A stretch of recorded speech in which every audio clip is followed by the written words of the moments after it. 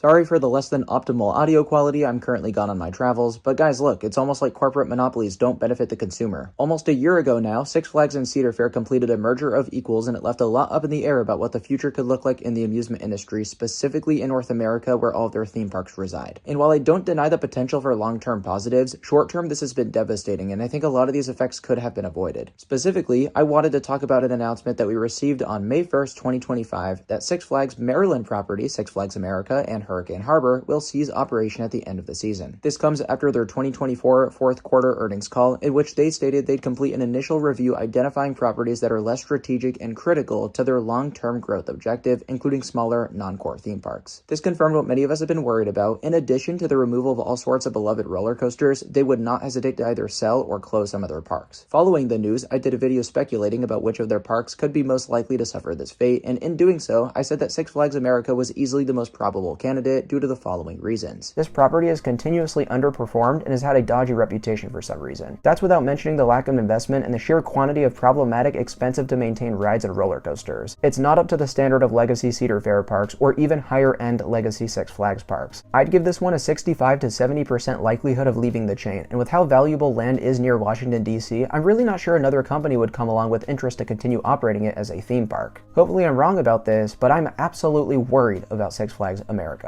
What I didn't expect was for only 2 months to go by before learning I hit the nail on the head with that prediction. Six Flags America closing is extremely upsetting for a variety of reasons, and I'll get to those, but I also won't act like them receiving the axe was surprising either. When you look at Six Flags' new portfolio of parks, there's some that really just don't stack up, and unfortunately this was one of those. They've dealt with poor attendance numbers for the past few decades at least, in part because of this reputation that they were sketchy and had this rowdy clientele. And with all of its competition nearby, there's other better parks that locals would rather drive a further distance to visit. For example, in 2018, back when I hadn't been to many parks outside of my home state, California, I visited family all the way in Maryland, and so naturally I had to take advantage of my location. Due to its close proximity, I had my eyes set on Six Flags America, but after negotiating with my family which parks we should go to, they told me that that park is no good, they're in a bad area, and I wouldn't have a good time. Although I'd eventually get to go as a diehard coaster enthusiast, and in my opinion disprove the narrative that it wasn't worth my time, we settled with King's Dominion as an alternative, and I didn't have any objections because even now I think that park is a whole lot better. Plus I got to go ride Volcano the Blast coaster in its last season, so looking back, I'm glad things went the way they did. But let this be a testament as to why Six Flags America didn't do so well in its later years. To their credit, once I did go for the first time in 2021, I saw some clear improvements to their once prevalent Six Flags stereotypes such as slow operations, a dirty, messy presentation, poor food offerings, so on and so forth. They even started making some legitimately noteworthy investments in their final few seasons, whether it be high-quality flat rides, new coaster trains to enhance rider comfort, and a retheme to their Western-themed area. All of these things were welcome changes, but at the same time, none of them are going to make news headlines that convince people to bite the bullet and give this park another chance, or get the word out to folks who have maybe never heard of Six Flags America. In my opinion, damn near the only way to do this once your reputation is in the gutter is to invest in a remarkable, unique, world-class roller coaster that could draw people over from around the world. Because previously, though Six Flags America had some strong offerings, they were all dated and most weren't particularly unique. It wouldn't even have to be all that expensive. I think the simplest way to go about this would have been to give Roar a hybrid coaster conversion, which you could have hired Rocky Mountain Construction to do at a relatively inexpensive price. Sadly, the former Six Flags didn't have the confidence necessary to pursue this, though I doubt closing the park altogether was ever even a thought if they're making general park upgrades and adding in these solid attractions here and there. Who's to say they weren't close to throwing Six Flags America a bone and giving them some sort of budget, especially with parks like Great Escape finally getting a coaster of their own for the first time in ages. But it doesn't matter now. Clearly Cedar Fair was more focused on cutting down costs as opposed to even trying to preserve this park. I mean, we already saw this with California's Great America, which doesn't have much time left, and before that, Geauga Lake in Ohio. But this begs the question, if some of the coasters at Geauga Lake were relocated to other parks, and we also know the same will happen to California's Great America, is it possible for Six Flags Americas to be saved? To be honest, I'm not particularly optimistic because the majority are quite old. The time span between 1998 and 2001 were no doubt this park's glory years, as they received a bunch of legitimately great roller coasters. But 25 years later, and these aren't the kind of rides that can be easily salvaged or preserved. As a matter of fact, I think a big part as to why Six Flags America didn't perform well was because their already low attendance numbers weren't able to combat the expensive maintenance costs of these dated attractions. That said, I'll still entertain the idea that some of these could maybe get relocated, as some are more likely than others. We'll go in alphabetical order by ride name, starting with Batwing, which opened in 2001. This is the last Vekoma Flying Dutchman left in operation, which is why it pains me to say relocation is very unlikely in my opinion. While it does sit on a relatively compact footprint, and they have a lot of parts that have prolonged its lifespan from previously defunct Vekoma Flyers, there's just no way this coaster that we've thought was on its last legs for years will continue to run at another park. That makes Batwing either the first or second saddest loss for me. As a fan of this dying coaster model, my heart aches. Firebird opened originally in 1990 as Iron Wolf at Six Flags Great America before it was moved here in 2012 and renamed Apocalypse. Then later, it was rethemed into Firebird, where it was given floorless train, seemingly extending its lifespan, which was especially surprising since this was the first roller coaster Bolliger and Mabyard ever built. Despite its impressive history, Firebird does not offer a pleasant ride experience, so I doubt this would be a coaster Six Flags sees as worth saving. Their junior coaster, Great Chase, isn't anything special, but I'm sure there's other parks in the chain that are popular with the youngest demographics where this could work well at. It did open in 1999, so it is rather old, but I still think it's possible we see this one relocated. Joker's Jinx is a Premier Rides launch coaster from 1999 that sits on a small footprint that could easily fit into most Six Flags parks layout. That said, it does run on a costly linear induction motor launch system, which lots of other chain-wide properties have to put up with already. While I think this is more likely than any of the other thrill coasters we've touched on so far, I'm still leaning towards a no, since I think the parts this leaves behind could be beneficial at another park with this coaster type. Professor Screamore Skywinder, formerly Minor Racer, is a recently redone Vekoma suspended looping coaster with vest restraints and a fresh coat of paint. This means yes, it is in a pretty good condition, but it still is a Vekoma SLC, one of the most notoriously uncomfortable, unoriginal coasters out there in the world. Even with the love this was just given, there's little chance this continues to operate at another park, especially since there's plenty of SLCs already in the chain. I do, however, think the new trains will be repurposed at a park that wasn't already planning to switch theirs out to improve rider comfort. Ragin' Cajun is a Reverchon spinning wild mouse that previously ran at Six Flags Great America, a lot like Firebird once did. This is an easy-to-move, compact little coaster that I think could find a new home for sure. It's not the most spectacular or original ride by any means, but I'm thinking this one will get relocated. The wooden coaster Roar from 1998 is definitely not going to be saved. It was one of the first rides Great Coasters International ever manufactured, and clearly they came a long way because this was never a layout people were fond of. It's shaky, doesn't do much, and wooden roller coasters are much more difficult to relocate than steel coasters. The park's marquee attraction, Superman Ride of Steel, is an Intamin mega coaster from the year 2000. It's got a massive, sprawling layout that covers a huge chunk of land, so even if this were a more modern iteration of this popular ride model that they wanted to relocate, I just don't think this could fit into another park. I've always been a huge fan of this coaster, so this would suck to lose, but I think it's highly likely that it bites the dust. It was recently given new trains though, so I think those could be beneficial at a park with an Intamin hyper of their own, so expect that to be saved. Last but certainly not least, WildOne is a wooden roller coaster that originally opened at Massachusetts Paragon Park in 1917. It was later moved to Six Flags America in 1986, where it's operated ever since, and despite its age, this is one I think most enthusiasts can agree is shockingly great. There's some genuinely awesome airtime on this coaster, far more than the other Woody in the park Roar, but as I said, rides built from this material are much more costly to relocate, which is why I'm devastated to say I'm doubtful this legend will live on any longer. I struggled to decide whether this or Batwing is a more painful loss, but honestly, I'm leaning towards WildOne. Not just for its underrated ride experience, but it's one of the oldest operating roller coasters in the country, if not the world. Obviously, there's better rides in this park like Superman Ride of Steel, for example, but you can find that elsewhere at Six Flags Darien Lake in New York. Batwing and WildOne at this point in time are completely original, and for that reason alone, I hope all of you watching get the chance to experience them by the end of the year. Six Flags America's last day of operation will be November 2nd, 2025, and you can definitely expect to see me there this season. Thank you for watching, give this video a like if you learned something new, and subscribe to Coaster Dash for more videos like this in the future. Shout out to my Patreons, go check the link in the description. I'll see you all in the next one. I'm gonna go cry in a corner. Bye guys.